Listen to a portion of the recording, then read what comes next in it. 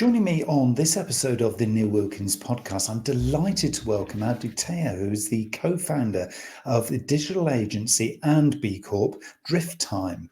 Now, Abb-d's got a very interesting kind of work ethic, if you like, and his mission is actually to tackle very complex challenges of purpose and intention. We're going to go deep, hopefully, into some of those topics, but also championing digital experiences, and particularly digital experiences that create a meaningful and enduring impact, both socially and environmentally, as well as, of course, economically. And that is this fascinating balance that many of us are tussling with. So this is going to be a fascinating conversation, I think, for all of us. So welcome to the show, Abb-d. Thank you for having me, Neil. Yeah, it's good to be here. I mean, this is a big build-up, isn't it? You know, you're a B Corp, you know, sort of purpose and intention driven.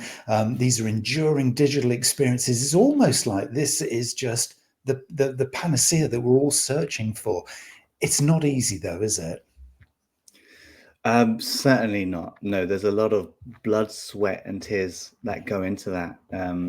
I think for context for the listeners, you know, we've been running as a business for 8, coming up to 9 years, and it's taken us this long to kind of get to the point that we are, and we are very much aware that there's still so much that we can do in terms of just our journey in kind of redefining what business means to us.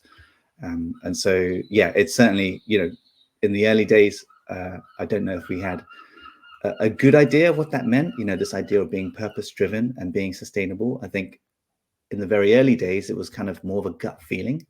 Depending on who you come across, who you talk to, who your potential clients were, it was kind of just more of a gut check as opposed to anything formal.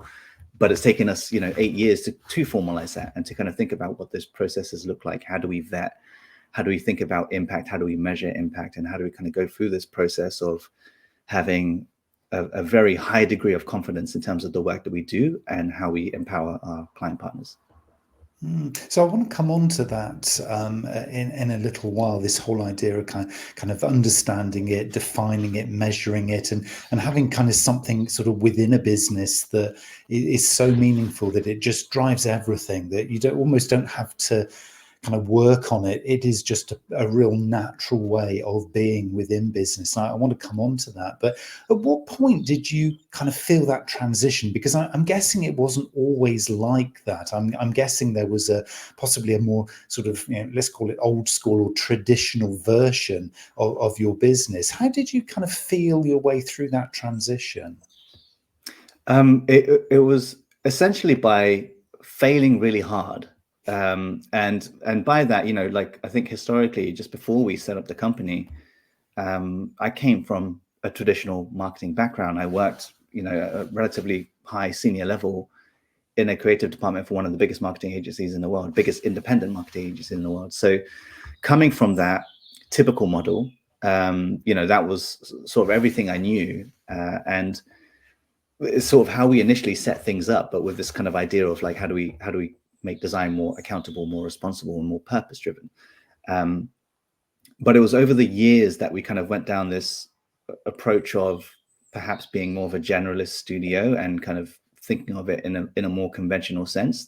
Because, you know, it's all we knew at that time. It took us, I think there was a very key point where we were much smaller back then. So we were, you know, maybe 3 people. And we had probably sent a record number of pitches out, you know, each one of those things being a significant amount, you know, at that time, you know, for the size that we were. And I remember very clearly thinking, we just need to land one of these to be like good, you know, for a while. And it was a huge amount. It was probably about 30 pitches in the space of 2 months or something like that, you know. And so we were very kind of optimistic and very hopeful that, you know, we'll have to win one of these, surely.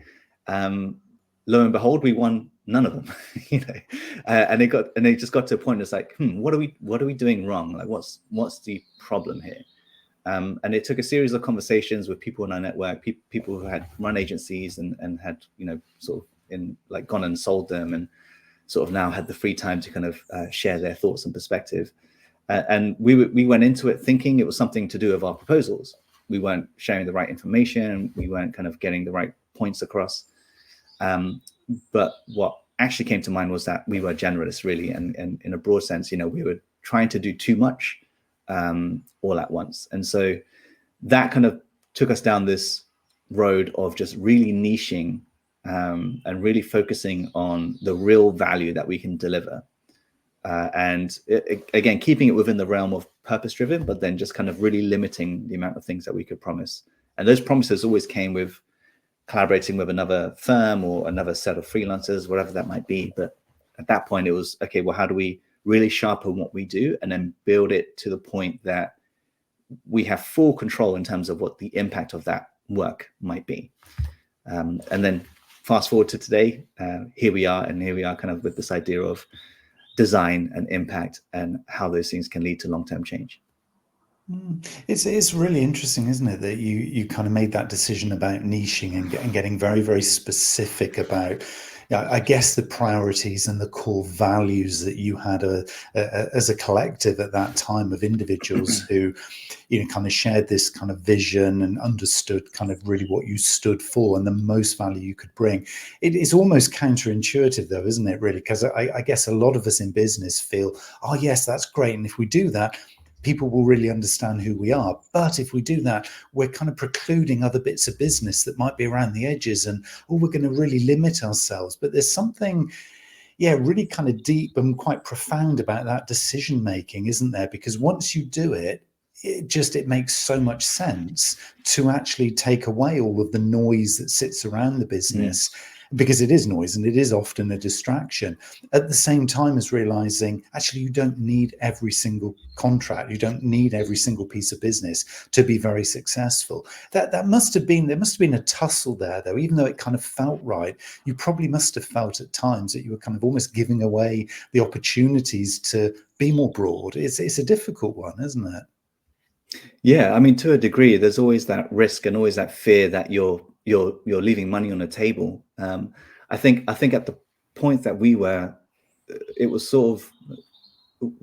mindset of, what do we have to lose? Let's just try this and let's push forward and let's commit and let's see what happens as a result.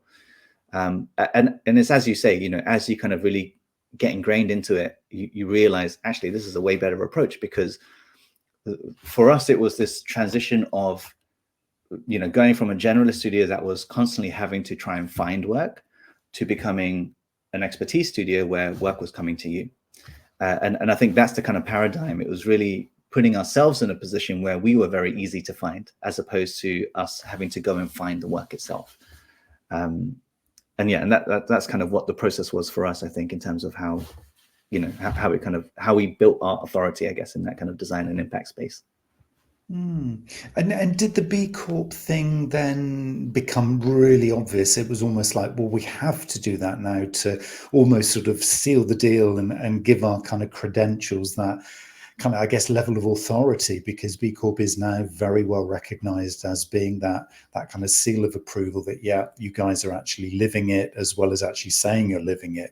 Was that a really important part of that transition? Yeah, to some degree. So I think we started thinking about B Corp in 2019. And again, very similarly, it was sort of this idea of like, well, it kind of just makes sense for us to do this, because a lot of what they're sort of preaching and sort of requesting in terms of criteria is stuff that we're sort of doing. And so we started thinking about it in 2019. 2021 is when we actually certified, because we were being very casual with our assessment and going through the process. I think it took us 2 years for us to casually dip our toes into it, and that's very casually. That's kind of like jumping into the assessment every other month, doing like a handful of questions, and that was really it. But I think there was a point where Christmas was hitting, and I was just like, I'm going to get this done now, because I can't be bothered to think about this anymore. So at that point, it took us 2 weeks to just do the assessment, submit it, and then a few months after that, we got accredited. But I think essentially, B Corp was, as you say, it was just one of those things that kind of naturally made sense. And I think from our perspective, it was sort of just at that point where the term purpose-driven business was becoming a little bit more popular.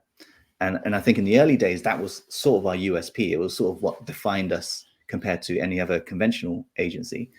And so we started thinking about how we talk about that without having to talk about it, and what are the things that we might need to kind of help support that or kind of strengthen that without us sounding like we're part of the noise again.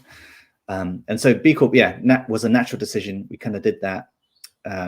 And for us, getting that accreditation, amongst other things, like, 1% for the planet and some of the other accreditations that we have, were all ways and mechanisms for us to gain that external validation. And I think without that, everything kind of comes across as self-proclaimed.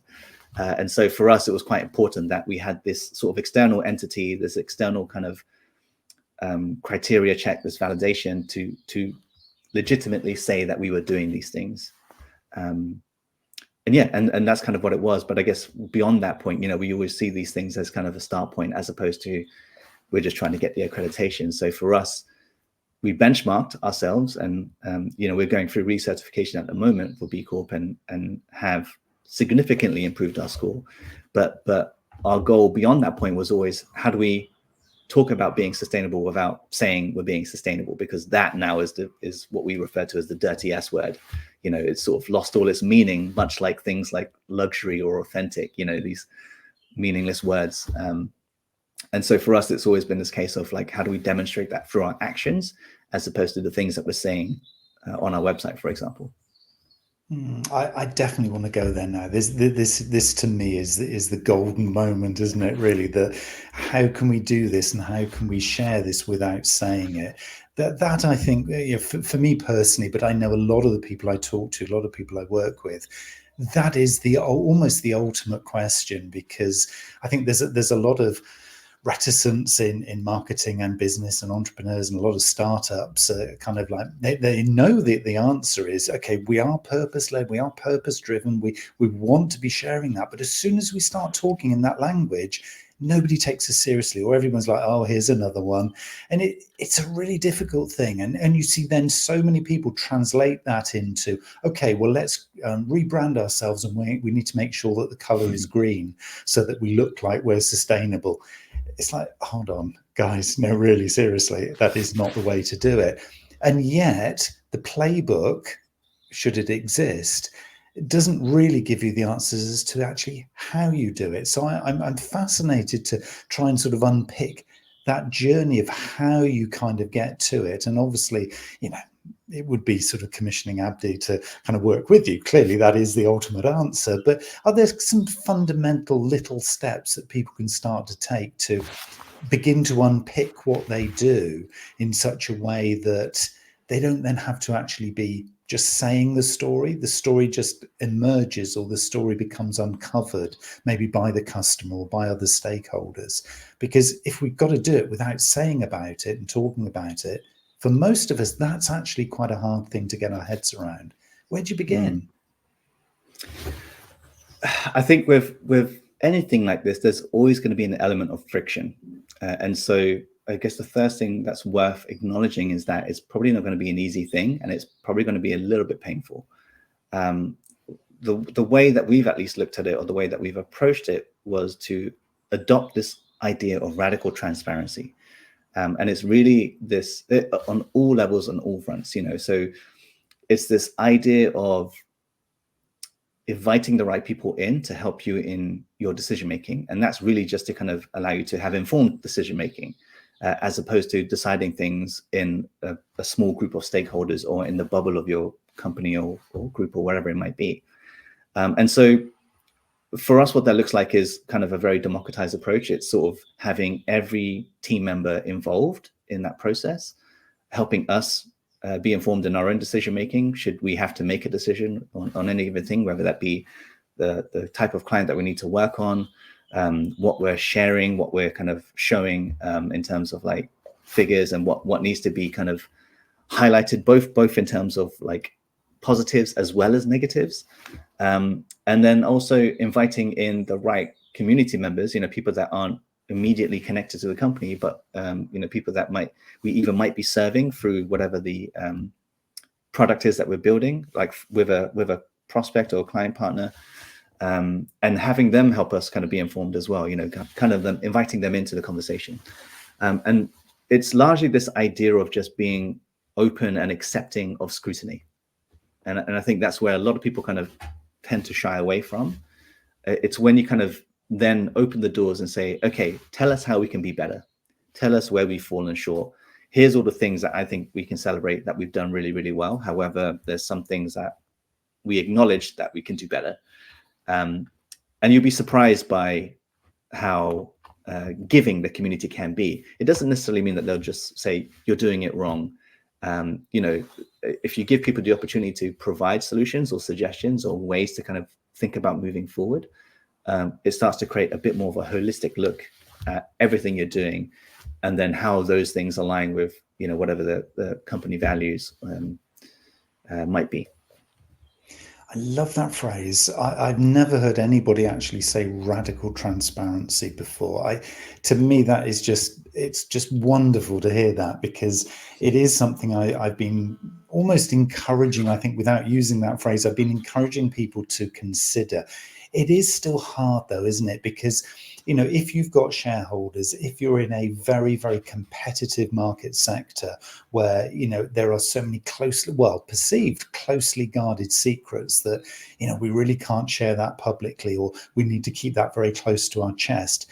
The kind of the systems and the processes are almost there to almost stop us from being that way and being, you know, radically transparent. And we've almost, I guess, over the decades got into the habit of keeping very quiet until our product is ready to be released. So we won't share it with anybody. We won't be that kind of open source model that we're now seeing with AI and everything else coming through, which is radically different to what we've had so far.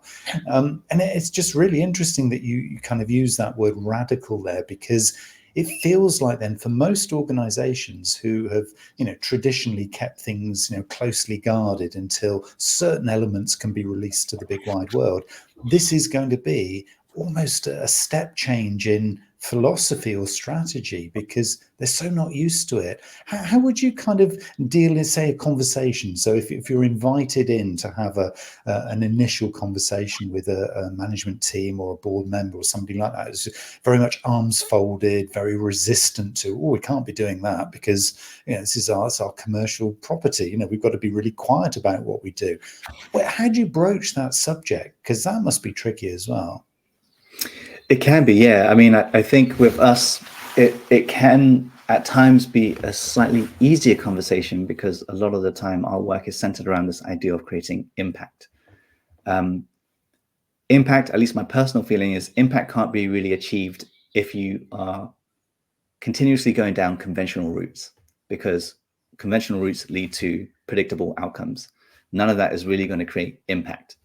And so impact kind of warrants this mindset and attitude towards an unconventional approach, which is to take on risk and to try things and to experiment and to be willing to fail 100 times until you get to the one success, which is how every successful product has gone through, you know, in terms of just the process.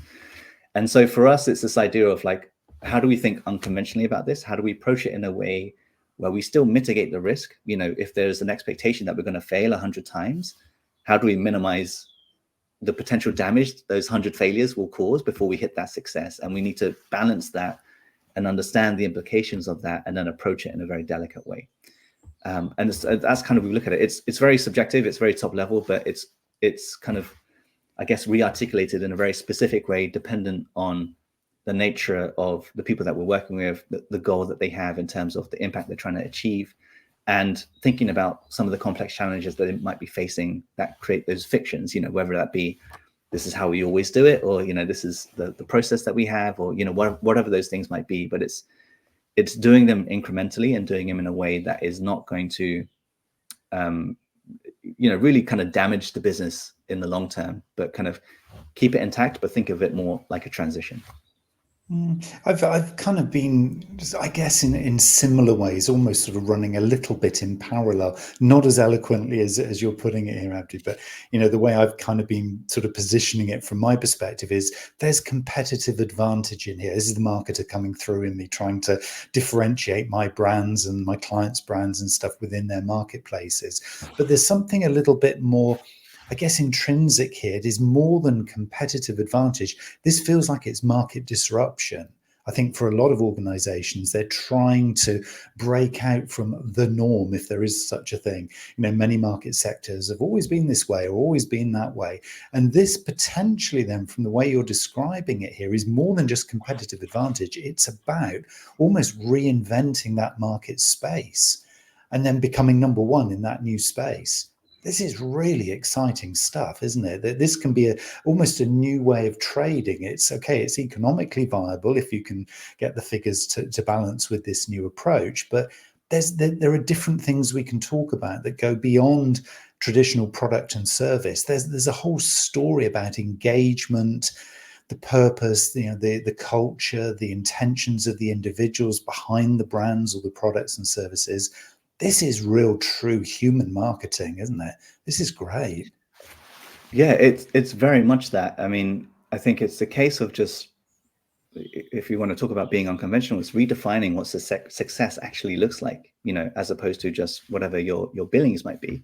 And so for us, we apply that through drift time as much as we can, in the sense of, does business need to be this way? Like, if we were to do the opposite, how would that work? How would it actually viably work and be sustainable, both from a people, planet, as well as actually an economic standpoint? Because all of these things need to happen in parallel. Because otherwise, if we can sustainably kind of finance ourselves, then we're short-lived, in that sense. And so this idea of disruption is really just, how do we redefine what business looks like? For us, drift time, like it's like success to us looks like what we refer to, like it's the term that we try to use, which is to kind of explain our vision, which is to make drift time a multi-generational business. And that doesn't necessarily mean having different ages in the company. It's more a case of what does the company look like beyond me as the founder? And how do I pass the baton or empower our team to kind of drive it forward indefinitely, as opposed to the goal of, increasing the valuation and selling the business, or just increasing its kind of overall kind of turnover, things like that. For me, it's more this case of sustained impact. Like, we are very proud of the work that we do. We're very selective with the work that we do. And there's a real value that we can deliver to our projects. And so for us, success is being able to do that indefinitely, like even beyond me, which would be the idea. And if I could retire in a few years and say, drift time is still doing everything that I would hope and dream it could do, that for me is success. And that doesn't mean that it needs to be, turning over multi-millions. Like, it just needs to be enough to sustain. And there's something really, really powerful behind this whole thing of balancing short-term and long-term then, isn't there? Because I think one of the big barriers that many people have in terms of deciding to actually commit to this stuff that we're talking about here is this whole idea is like, Neil and Abb-d, it sounds great, but I've got to hit this month's numbers because, we're struggling as a business, or it's really tough out there, is often what I hear. It's like, yeah, that's great, we'll get round to doing that at some point.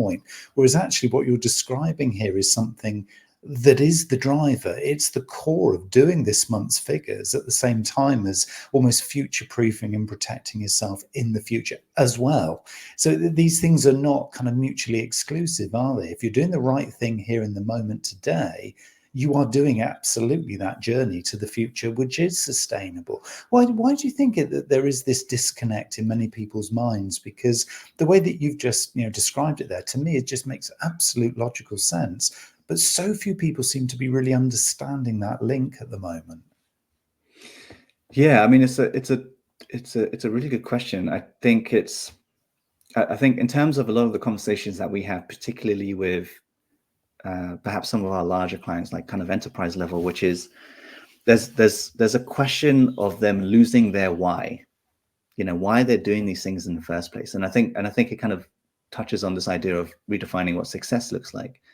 With these kind of financial goals, those are the drivers. Those are what they consider a success. Whereas from my perspective, they need to change. If it's a particular offering, what is that offering trying to do? Like, what is the impact it's trying to create, or who is it trying to help? And I think by understanding that more deeply, there are, I would imagine, more efficient ways of doing it. So if it's like a whole team that needs to deliver a certain service, there's probably a model that you can use where it's productized and it limits the amount of people needed, but can create better revenue models as a result. So it kind of depends. I think it's very specific to the nature of the company and what their kind of goals are or how they operate. So I don't know if I can very specifically answer it, but I think the case is kind of just understanding the whys, like not just from the company as a whole, but all the kind of individual aspects of it as well, whether there be different offerings, different products, whatever that might be. It's really just asking why those things exist. And if they need to do one thing really well, what would that one thing be? There's a question for people to just press the pause button and reflect on. If you're going to do one thing well, what would that be? How do people go there? Because that feels like, we can do 100 things, but what we're talking about here isn't the capability. It's this phrase core competency, isn't it? It's what do you do that is differentiated? Is what do you do that you do better? Is what do you do that it's really hard to replicate by your competitors? So if you're in a very commercial setting, it's like, what's your USP? What is it that makes you different? And is this where purpose and this kind of higher level intention and these values, is that where this comes into play? Is this a real kind of central USP, do you feel, for successful organizations going forward? Absolutely. I mean, it touches on our own journey of going from a generalist studio to something more niche. It's, if you could do 100 things, you're never going to be the master of one. Like, it's the master of none thing. So it's this idea of, so the way we kind of look at it is by adopting a niche, you're very clearly able to take accountability and responsibility for those things.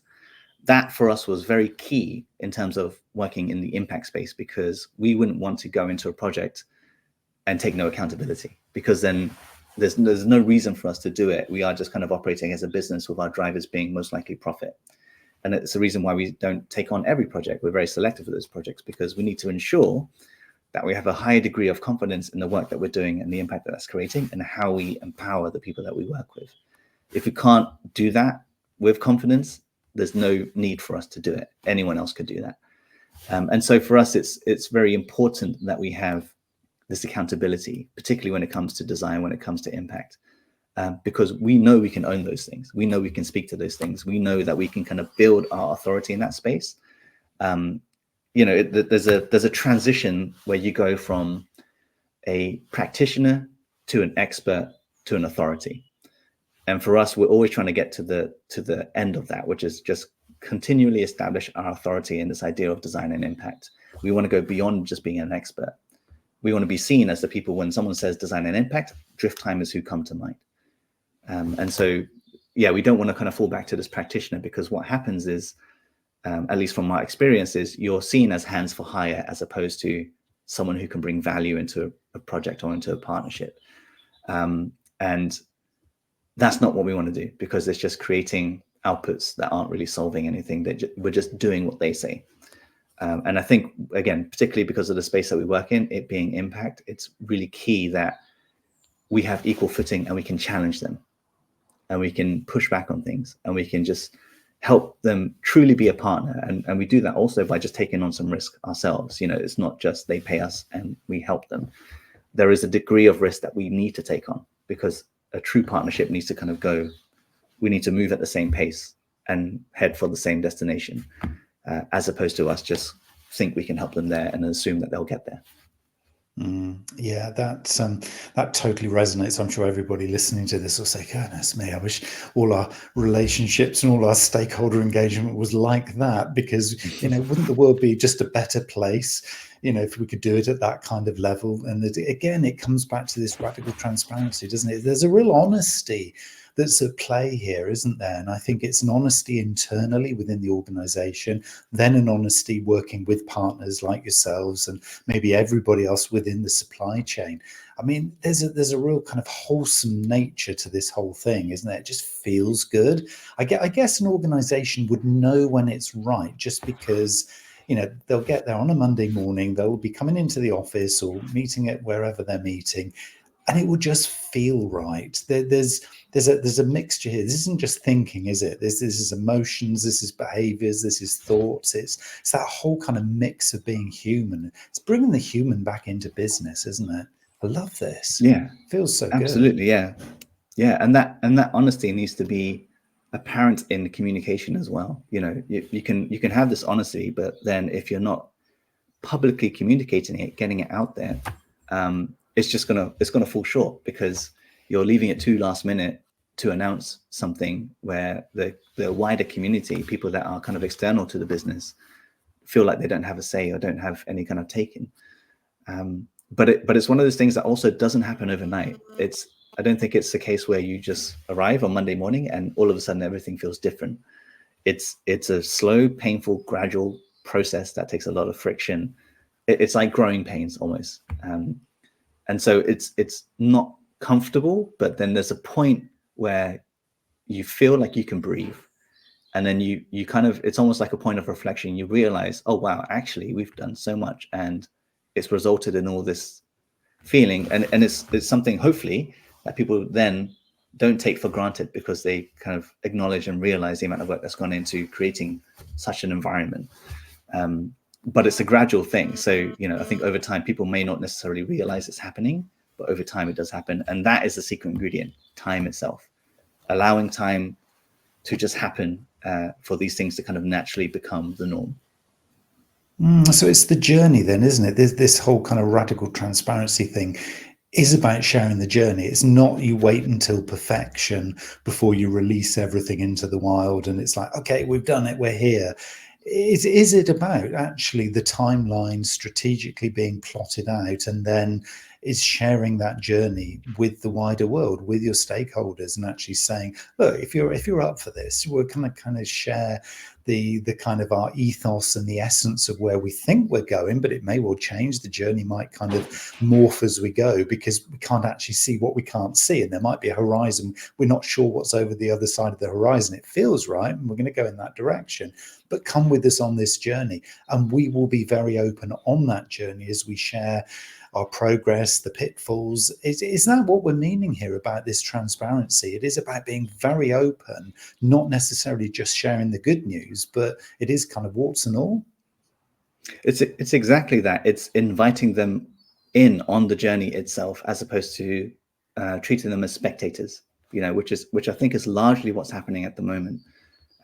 They are just fed selective pieces of information as spectators, and then not really any say in terms of how that journey progresses or moves forward. And by inviting them into those conversations, into the journey itself, it becomes a lot more enriching. And what you'll get as a result is a lot more engagement, a lot more loyalty, a lot more trust with those community members and your customers, whoever it is that you're serving. But the idea is that there is a lot more acceptance for the failures or for the setbacks, because then by being on that journey, you understand the reasons why, as opposed to, let's say, for example, someone going back on their 2030 commitments, like a last minute pivot that's been put out as an announcement. There's no real understanding of why they've done those things. Like, why have you gone back on those commitments now? And then I'm sure there's logical reasons why, realistic reasons why. But if someone was aware of those things just by the fact of being in those journeys, there's a lot more understanding, a lot more tolerance around them, but then a lot more solutions oriented as well. So it's not just we're going back on our targets now. It's we're going back on our targets because of XYZ reason. However, what we're doing instead is this, that hopefully kind of bring us back on track.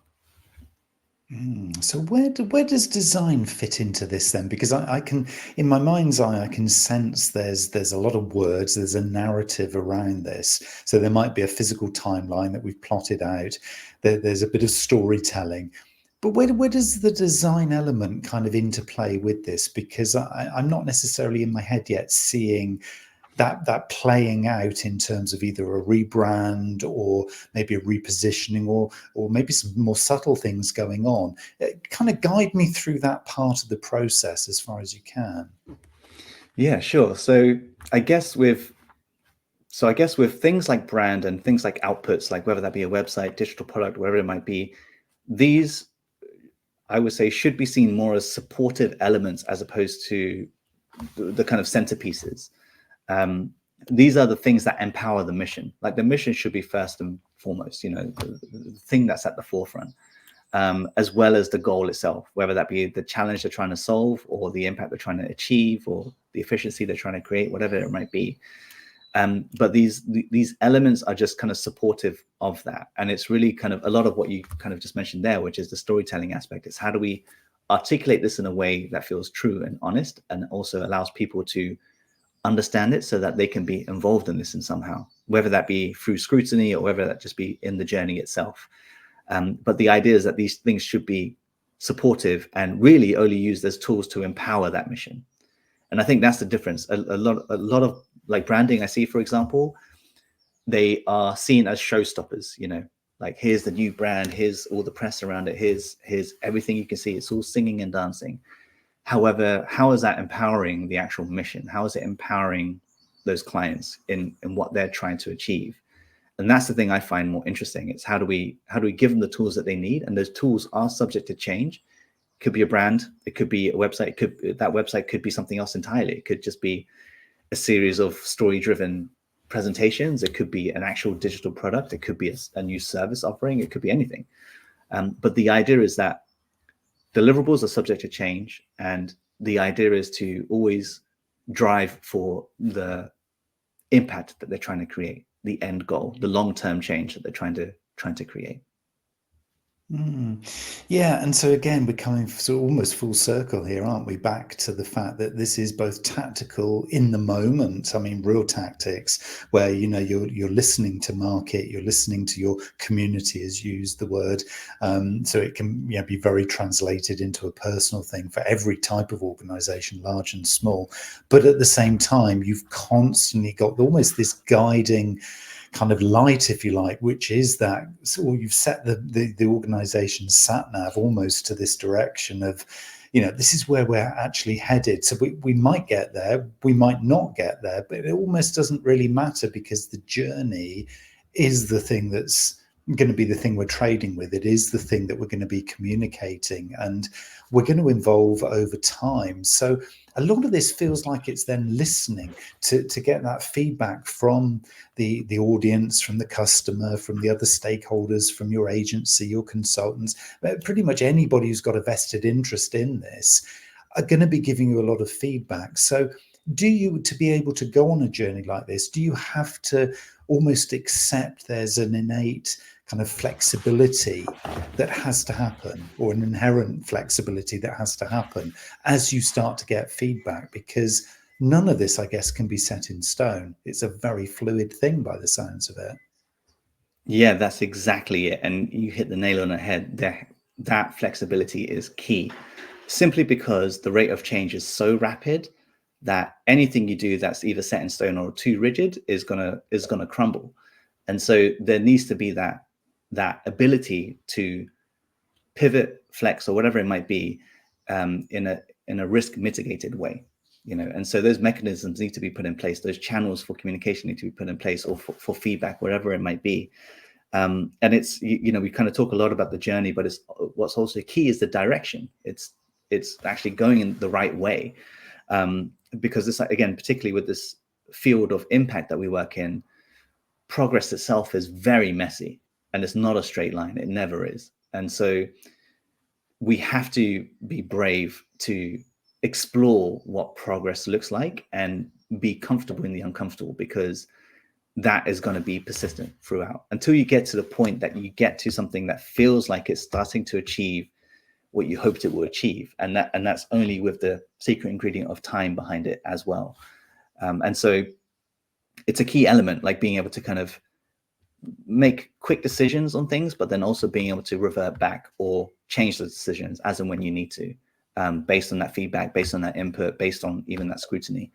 And that's the key thing. It's the degrees of movement. Like there needs to be a good amount of that, because if there isn't, then you very quickly become irrelevant. Top tip from Abb-d then. So somebody's listening to this, they've heard this and they think, Now is the time. I've been thinking this, I've been hearing this, it's coming at me from all directions through social media, things I read. People are kind of mentioning this stuff. And now I've listened to Neil and Abb-d talking about this, and I want to do something. What is the first step? What is that kind of literally that commitment? It doesn't necessarily have to be a big, I guess, financial thing. What is that kind of first sort of like, yeah, I'm up for this, so now I have to do this? Well, what is the this? Yeah, okay. That's a great question. So I think one of the first things that anyone can really do that only takes a bit of time, not necessarily any money or anything like that, is to understand their sphere of action, which is what we call it. And that is three spheres within themselves, if you imagine, kind of going outwards. The kind of core middle one is control. So it's really understanding as a business, what are the elements that you can control centered around the impact of your business, itself. So things that might sit in that, for example, if I use Drift Time as an example, things within that would be the B Corp assessment, getting B Corp accredited. That's something very much in our control, something we can do right now, regardless of whether we get the points or not. It's something that will help benchmark ourselves. So that's a very easily controllable thing. Other things can be pledges to 1% for the planet, having the living wage accreditation, anything that's like immediately actionable. The idea that the next sphere would be the things that you can influence. And so through your networks, through your channels, how do we influence, whether that be the company values or the core sense of why we exist, what we're trying to achieve, the challenge we're trying to solve? How do we communicate that and influence that in the wider circle? And so Drift Time, we do that. We can do that through, for example, our culture awards, by kind of redefining the benchmarks of what we think a successful business looks like, what successful culture looks like. That could be done through initiatives that you launch. Like we launched an initiative a couple of years ago called Design Declares, which is an idea centered around keeping the design industry accountable and kind of spanning that out globally. And so, it's our channel and our mechanism to kind of show what design sustainability looks like. And that's a way for someone to build leverage just by building, these channels and building that voice.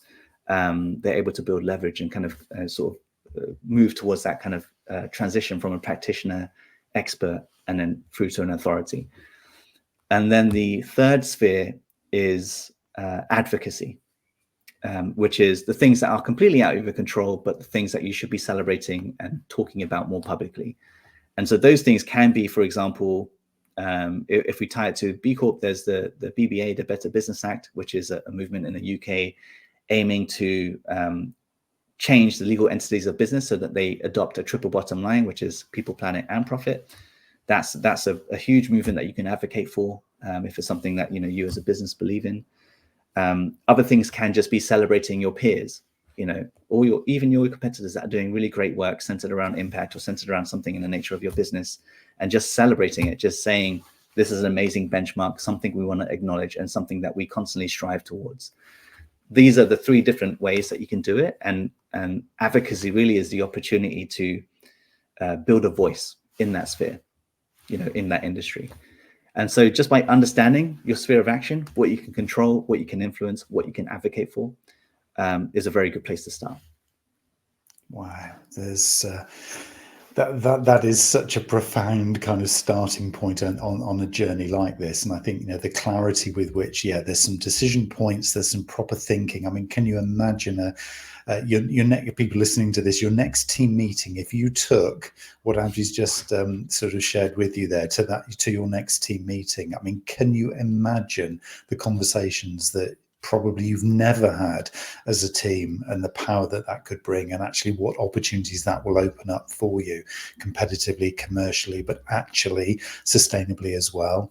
I mean, wow, those are three amazing spheres. And I guess the fourth kind of step then, Abb-d, is to connect with you and actually connect with Drive Time and actually sort of find out what's actually kind of working forward, and sort of drifttime.media is the website to head to.